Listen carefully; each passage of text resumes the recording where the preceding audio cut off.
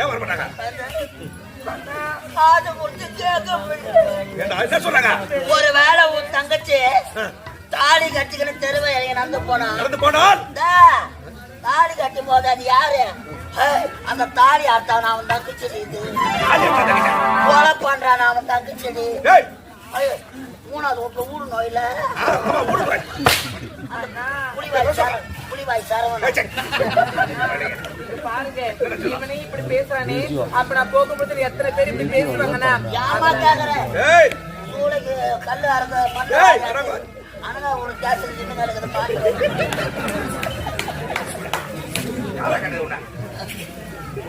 அண்ணா நீங்க வாங்க. அது மட்டும் கிடையாதுண்ணா, நான் திருமணம் செய்து கொள்ள வேண்டும் என்றால் எனக்கு நீங்க ஒரு சத்தியத்தை கொடுக்க வேண்டும்.